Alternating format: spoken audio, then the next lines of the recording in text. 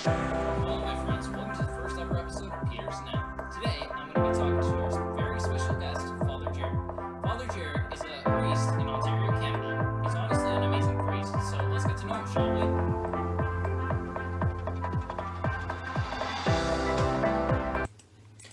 Hello, Father Jerek. How are you doing today? Good, really good. How about yourself? I'm amazing. Thank you for joining us. This is going to be our first episode. I'm so happy that I'm doing this. Should we start with the questions? Nice. I'm happy to be here with you. Sounds exciting.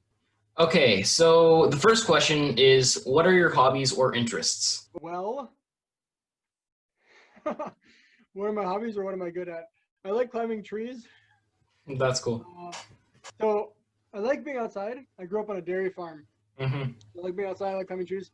I'm a master paper airplane maker. That's cool. That's cool. The most useful thing I learned in technology was how to make paper airplanes because I couldn't stay awake during class. So I would start folding paper because then at least my mind is occupied and I can still be listening to what the teacher says. Yeah.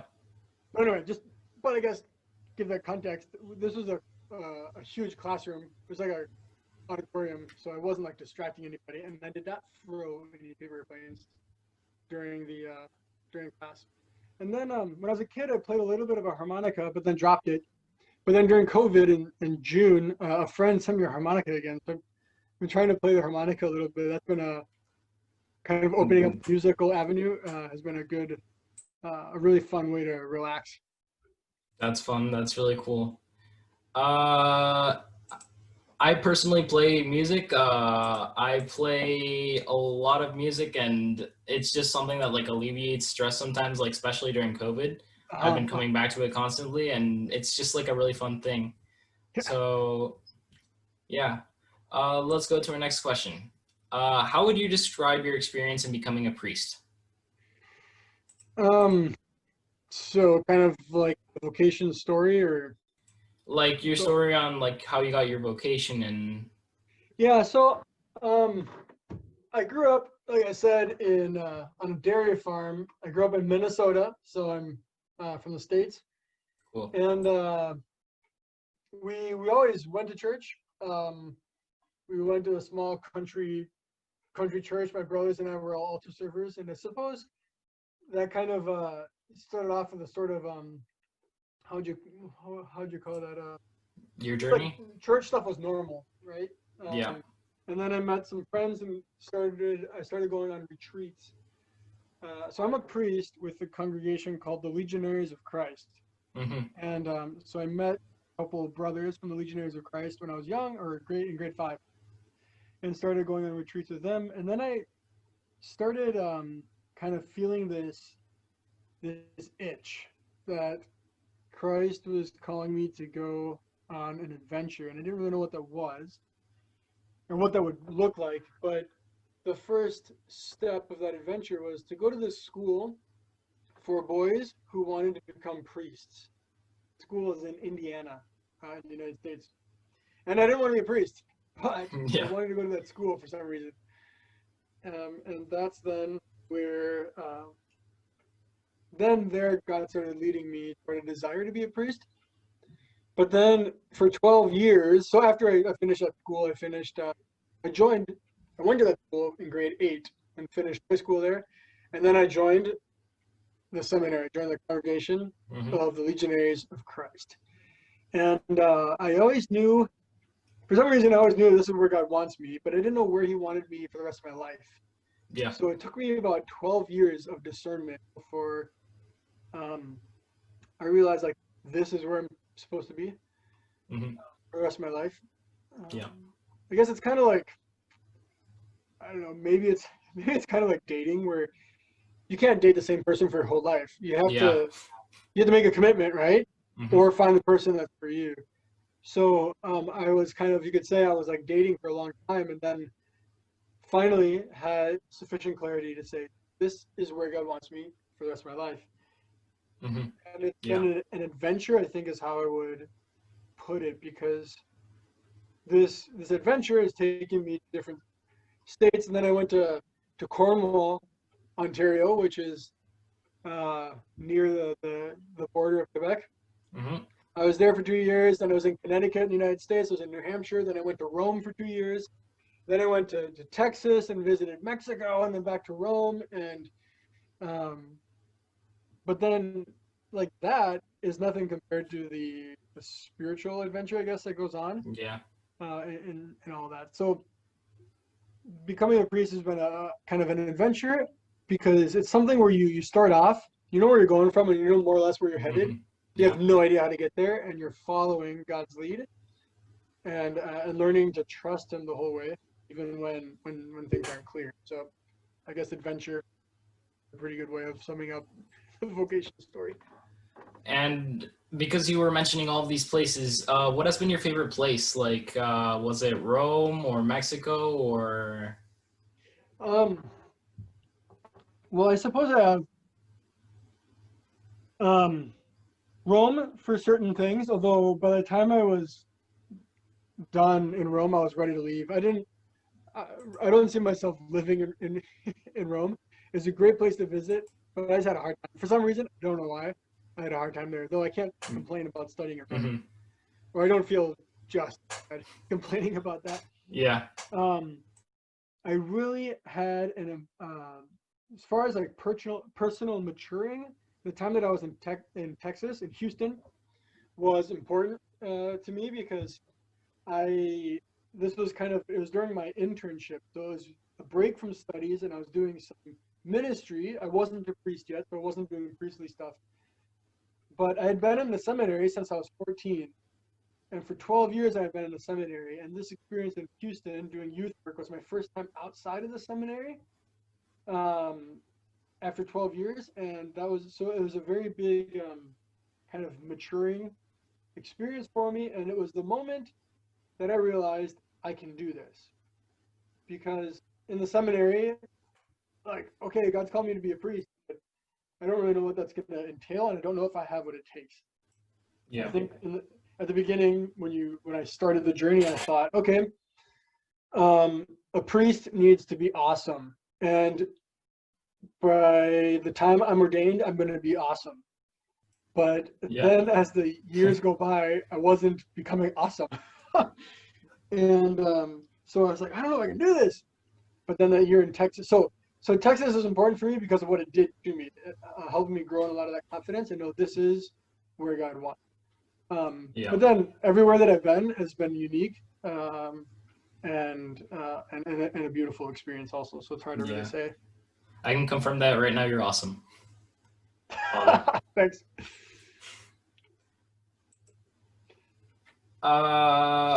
Quick question. This one's mostly personal, but do you have any, do you feel like a specific saint has called you by your vocation? Like, do you feel like a connection to any saint, or do you have a favorite or something, or Yeah, I guess you could say I have a team or a council, my high council that I turn to when I have that was an image. I forget who gave me that image, but they said you need, have your committee or your council of saints.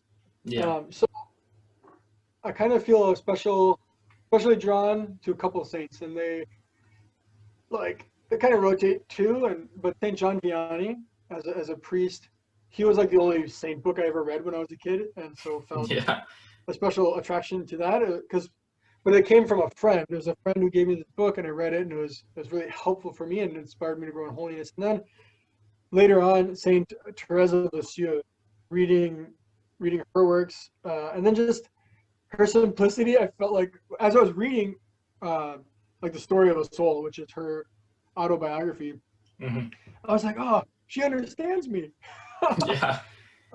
She's she might be the first saint that we have actually a photo of, and she writes just super simple. She was 24, and she never left the convent, and yet she's the patron of missions. So anyway, that was that. Saint John Paul II also, because a couple of experiences.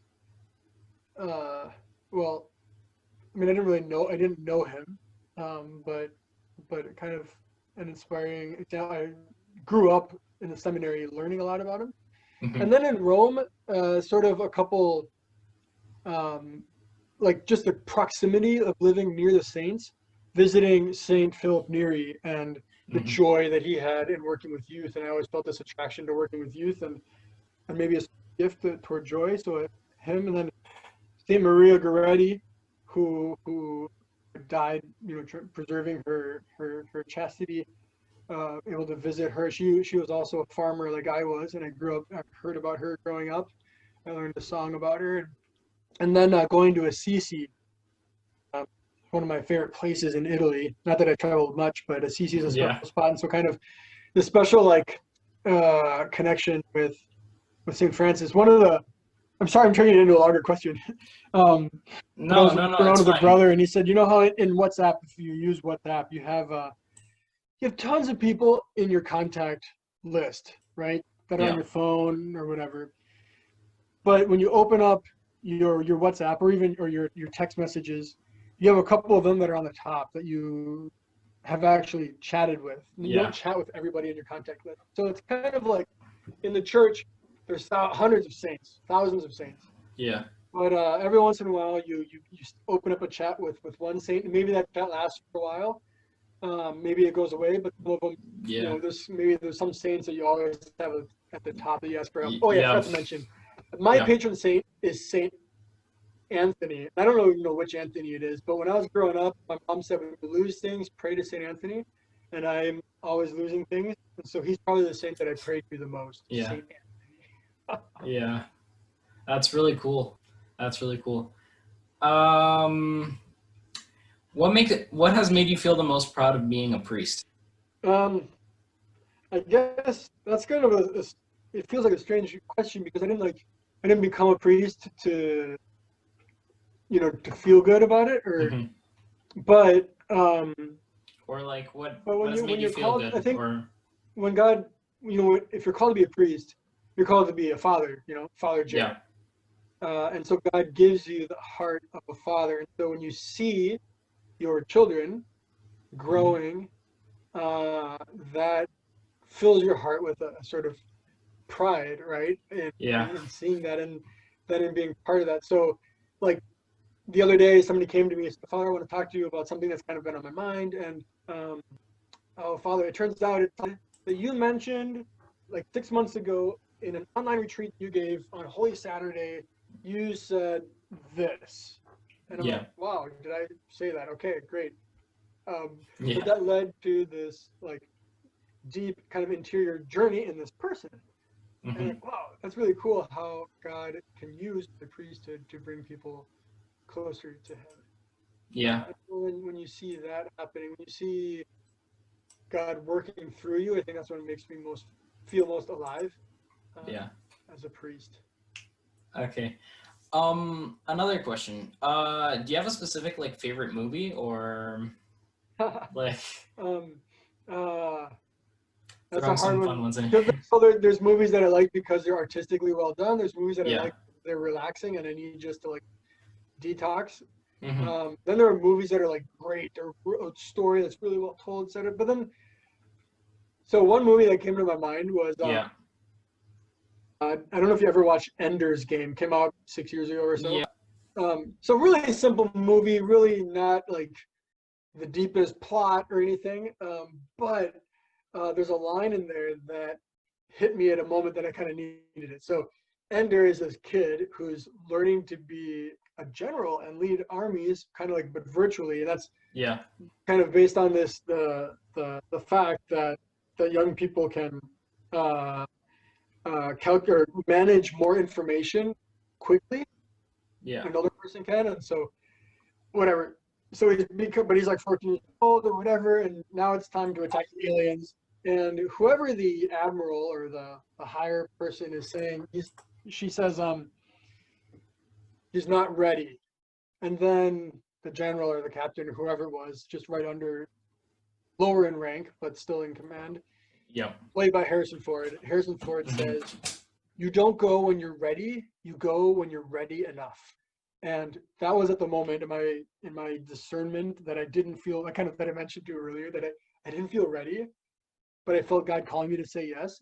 Um, and and so for some reason that the line of that movie actually helped me spiritually know that if God's calling me, that means I'm ready enough, and then just trust in Him that He's gonna be there and not hang me out to dry. So that's a movie.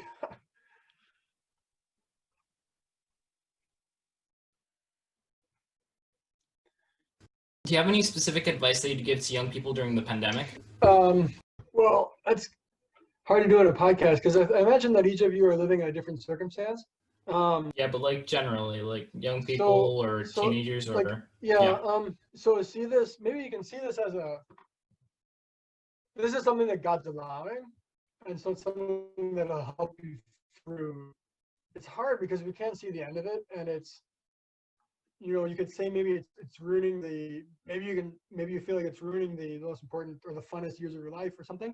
Those who have had to graduate during this time and missed homecoming or missed prom or can't have big graduation parties, or you're not able to play your sports or whatever.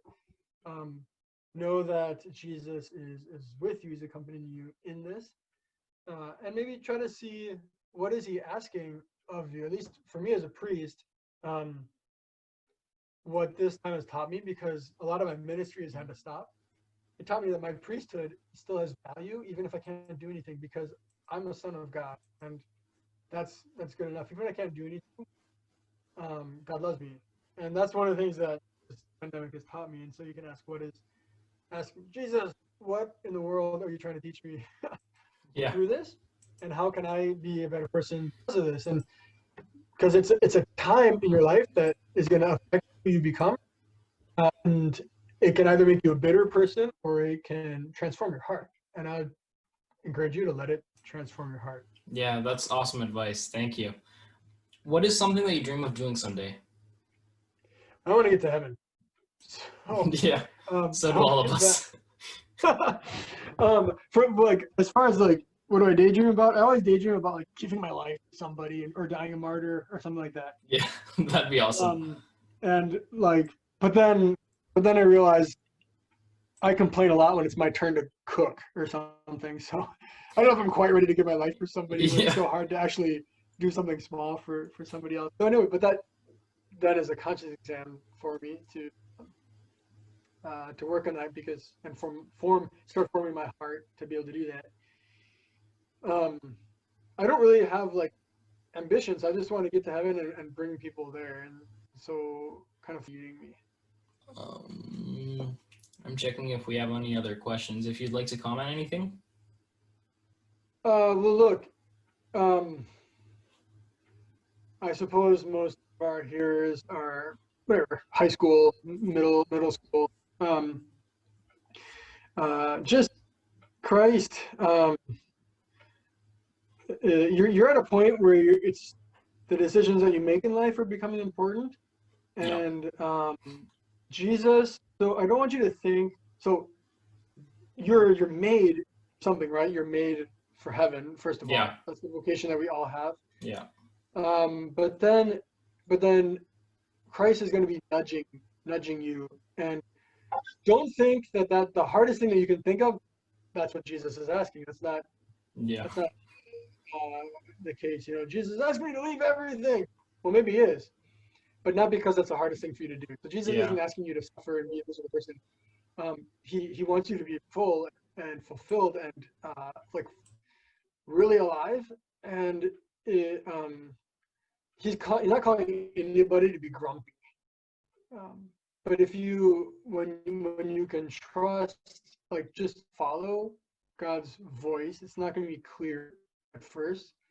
When you follow that, you're going to be happy and full of energy. When you're doing what you're made to do, you're going to be full of energy. So as a filler. Yeah. And that's just what I would say. Christ wants to be your friend. It's not, and so I guess here's something I can say. I had a friend. His name was Anthony Freeman, brother Anthony Freeman. We both went to the same school in Indiana in 2000. Well, okay. Parenthesis. When I went to the school, it was in New Hampshire, so under Quebec. So it's not actually Indiana, but now it's in Indiana. That's why I'm whatever. So we both went to the school in New Hampshire in 2002. And in 2017, 2018, Yep. we were both preparing to be ordained deacons together. We've been together for 16 years, 17 years. And 3 months and 5 days before our ordination together, he didn't wake up. He died in his sleep. And that had a big impact on me and my whole community, Yeah.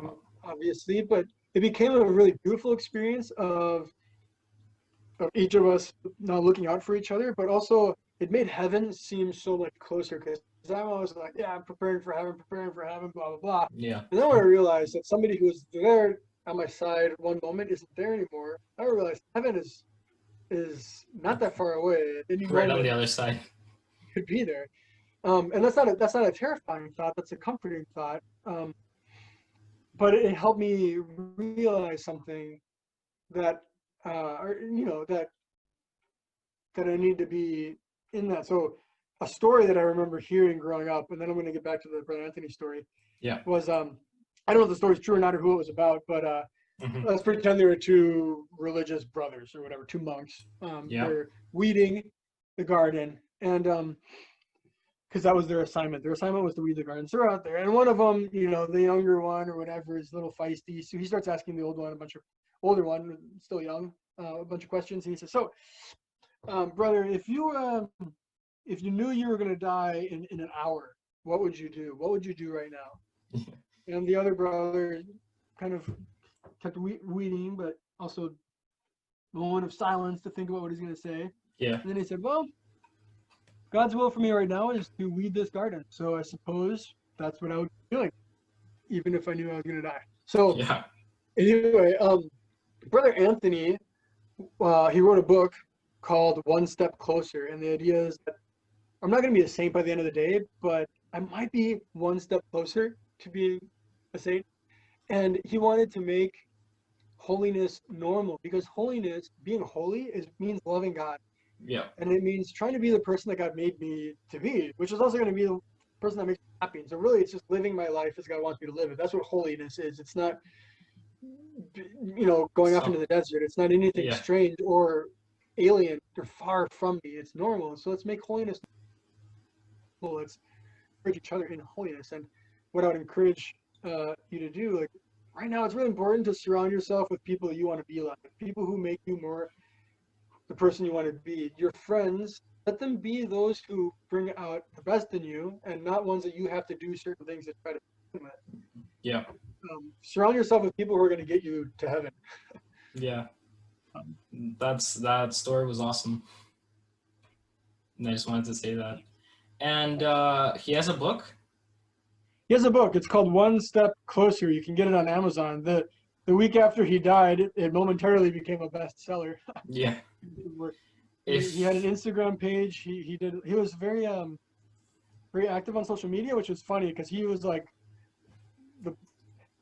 from my point of view, he was the best of us. And so I don't know what God was doing taking him to go to heaven. Yeah. Anyway, that's how it happens. So now he's the intercessor for us. I was ordained a year ago, so I'm not like an old priest. And so he was hopefully praying for us as we were getting close to ordination. Yeah. If you'd like, I can put the link for the book if the people who are listening, if they want to read it after. If you could send me the link, that'd be awesome. So the people, our listeners, if they want, they can get the book and then they can read it. Do that. I mean, it's something like you read 2 pages a day. It's just broken up into 40 thoughts. He calls it life hacks and reflections on like real stuff. So it's kind of cool. Yeah. Do you have a favorite Bible scripture? Or favorites? Yeah. The parable of the rich young man is the one that during that, like praying about that, is when I finished my vocation discernment. So that's a powerful one. And then Peter walking on the water is the one that helped me realize that if God's calling me, then somehow it makes sense. So if he's Yeah. calling me to do this, even if it feels like walking on water and it makes no sense to me, if he's calling me, it makes sense to him. So let's go for it. And then the feeding of the 5,000, which I think is one of the few passages that you find in all of the Gospels, Matthew, Mark, Luke, and John, because Jesus turns to the disciples and he says, "You give them something to eat," and they're like, "Jesus, we have 5 loaves of fish. How do you want us to feed them?" And he says, "Just do it." And so it's that experience of Jesus asking me to do something that goes beyond me. But that's because he's going to put in his part too. He just needs my cooperation. So he doesn't ask for a lot. He asks for 5 loaves. He doesn't ask for a lot, but he asks for everything, if that makes sense. So those gospel passages have been very powerful in my life. And, so my favorite. Something that I find something that I reflected upon is God has given us like the will, not will, but like free choice, or how would you word that properly? So basically we're not giving him anything, but more like we're returning it to him. Yeah, but we're doing it freely, which is what makes it, gives it value, right? Because then it's love. We're doing something out of love. Mm-hmm. So yeah, we're giving back to God what he's given us, but now it has a merit because we're doing so freely. Mm-hmm. If back to the movies thing again, I love watching movies. If you could recommend 3 movies or 2 or how many movies you want to watch during quarantine, or like books and movies to like, since so many people right now have so much free time on their hands, do you have any movies or books that you could recommend to the listeners? Well, look, a confession here. I've never read much, and that's a problem because I grew up on a farm. There's always something more exciting to do outside. Yeah. So, but for just a movie that I enjoyed that wasn't like super deep, but it also didn't have anything bad in it. Was Project Power. It's a new movie. Project Power. It was exciting. It was well told. I think it had a pretty good message. But it's off. I mean, that's off the top of my head. Movies, books like The Lord of the Rings some of it's really dense, but it's such a good series. Such a story that's so well told. Yeah. And it's such a good kind of like message to it. Yeah. And how like the ring it connects to the Bible in some way. I went to this church called St. Michael. Okay.